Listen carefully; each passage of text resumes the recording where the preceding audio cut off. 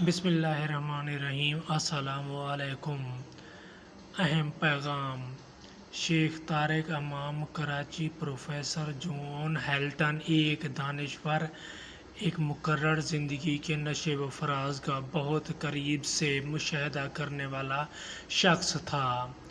اس کا تعلق امریکہ سے تھا، جس کو سننے اور دیکھنے کی لوگوں کو ہر وقت جستجو اور خواہش ہوا کرتی تھی۔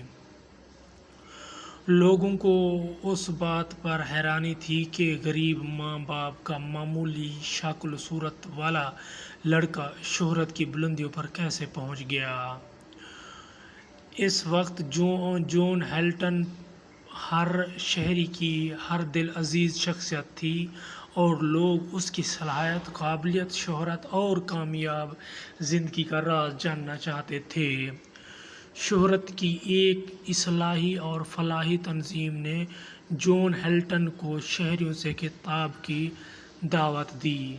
خطاب کے بینرز اور پوسٹر شہر کی گلیوں، شاپنگ مال، بس اسٹاپ اور دکانوں پر آویزاں کر دیے۔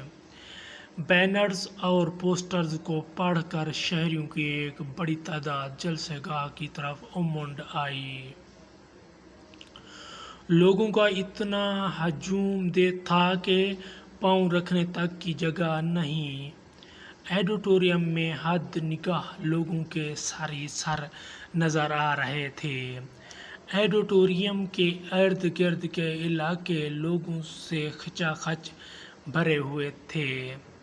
لوگوں کے ہجوم کو مد نظر رکھتے ہوئے انتظامیہ نے حکومت وقت کی مدد سے جون ہیلٹن کو ہیلی کاپٹر کے ذریعے آڈیٹوریم کی چھت پر اتارنے کا فیصلہ کیا، تاکہ سیڑھیوں کے ذریعے ہال تک آنے میں جون ہیلٹن کو کوئی دشواری نہ ہو۔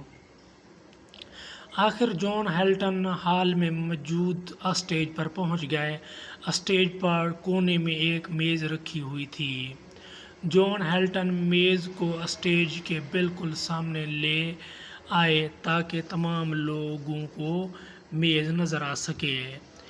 میز پر ایک کرسٹل کی بال رکھی ہوئی تھی۔ ہال لوگوں سے کھچا کھچ بھرا ہوا تھا۔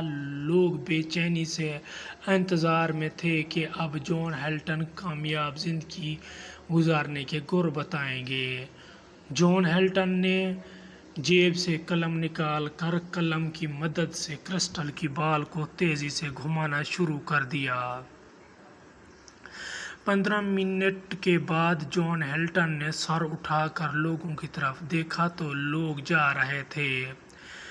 یہ دیکھ کر ہال خالی ہو رہا ہے، جون ہیلٹن نے بال کو اور تیزی سے گھمانا شروع کر دیا۔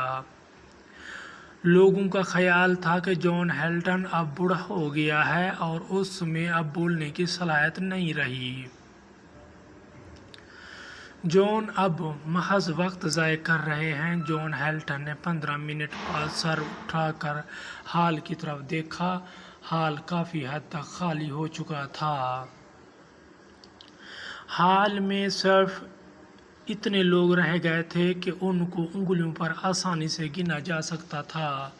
جون ہیلٹن نے مائیک کو ہاتھ میں اٹھاتے ہوئے گرجدار آواز میں کہا، بس یہی لوگ کامیاب ہیں جو اس وقت ہال میں موجود ہیں، جو چلے گئے ہیں وہ چلے گئے ہیں۔ یہ کہتے ہوئے جون ہیلٹن اسٹیج سے نیچے اتر کر آڈیٹوریم کی چھت پر موجود ہیلی کاپٹر میں بیٹھ کر روانہ ہو گئے۔